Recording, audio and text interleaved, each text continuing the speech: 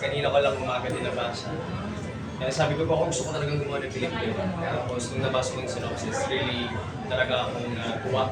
Kasi ito yung sinasabi ko before sa mga interviews ko na gusto ko itong klaseng genre naman na ito kasi medyo may pagka-psycho. So sabi ko, game, gawin na natin.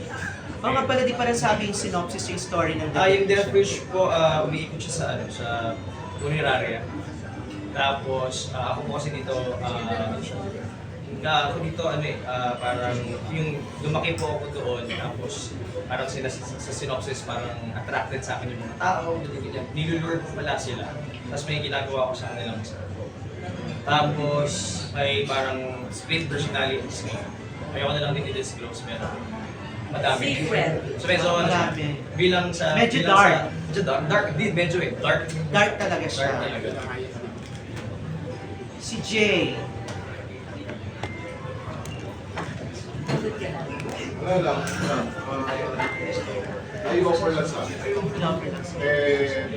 Ako sa akin, nung nalaman ko makakasama ko, ang kasama ko na hinahala ko, mahusay na.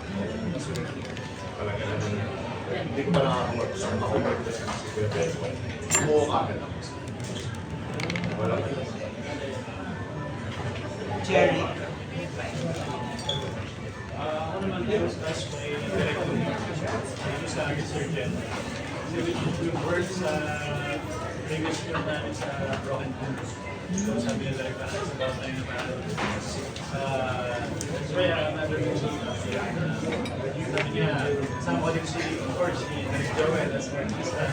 Director is Alien. So, siyempre, tinawag na ito direct dahil pangarap ko maka-work sa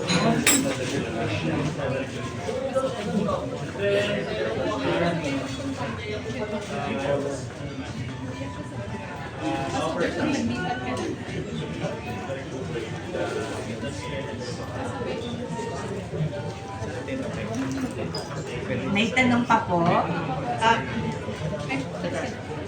Miss Susil, may timeline na ba kung kailan ito lalabas? Kasi ang daming pelikula, palit mga ilan ba ito, 4, 5? May timeline ba ng play date or showing? May target date ka ba kung kailan ito lalabas? Meron na po, September 16, yung First shooting day. date. After that, of course, pero siguro pangalawa yung kay Christopher.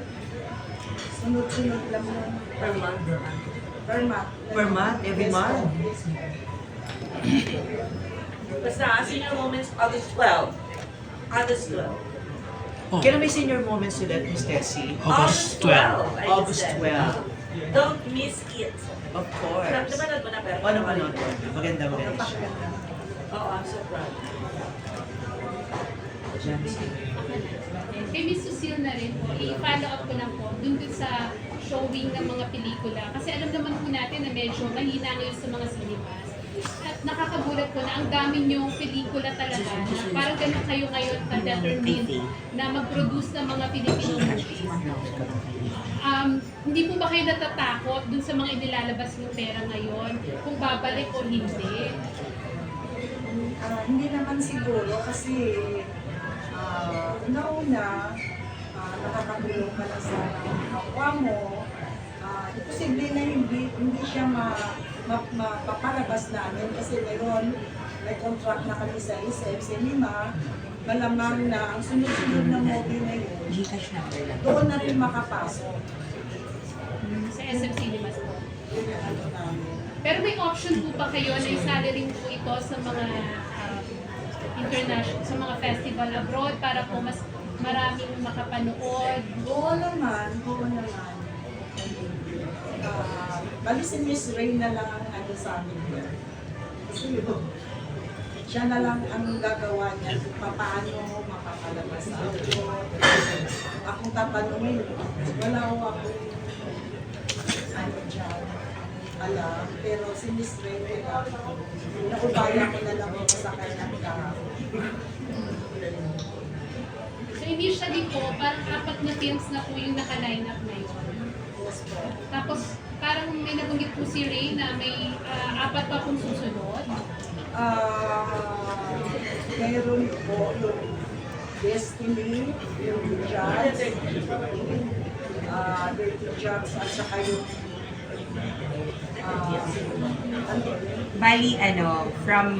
Bali, from Senior Moments at Deadly Hours na canned na po, ang mga uumpisan pa lang po na gagawin, Doctor's Prayer, tapos Death Wish, Destiny yung biopic ni Madam, and then Dirty Job, at saka, yun po, yung mga susunod na gagawin. Done. So, syempre, madam, gusto natin na lahat kumita.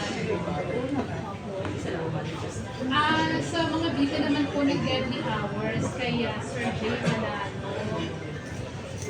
Jay, kasi kilala namin na award-winning actor ka.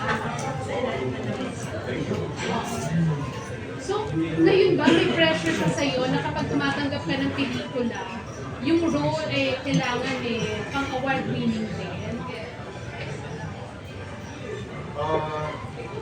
Basta, kung anong karakter yung bigay sa akin, hindi ako na yung kaya ko.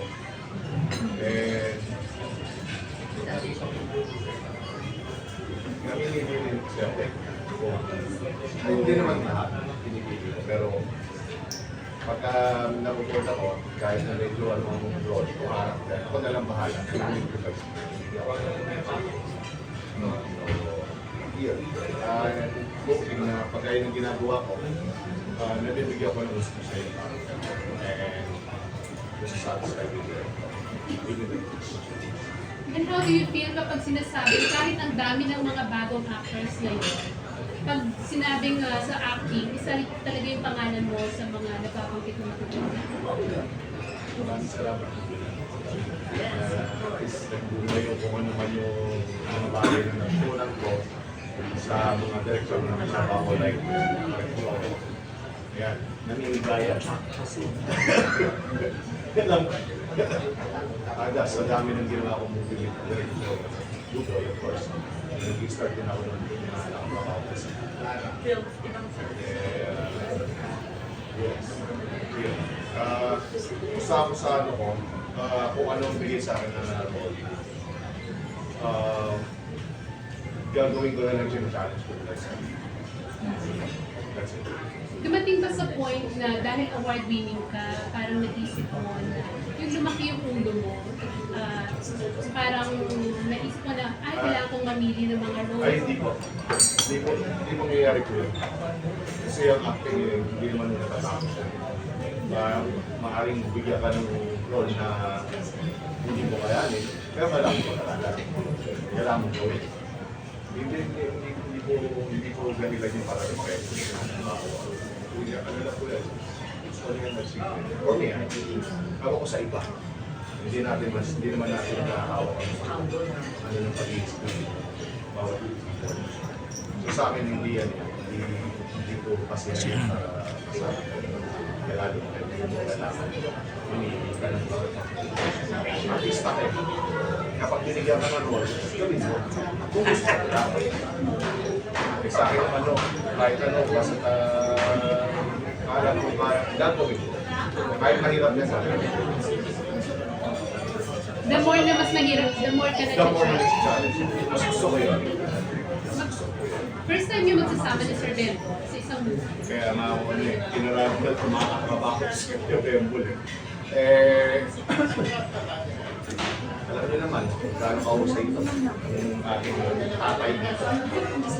Kahusay dito dito.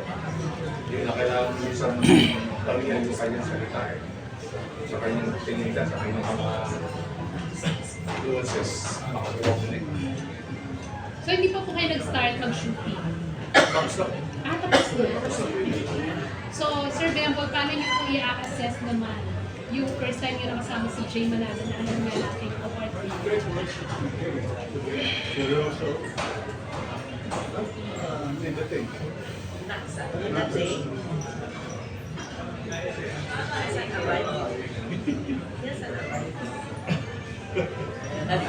Meron po bang eksena na nagulat kayo sa pinakita ni Jay? Magaling siya. Tatay eh.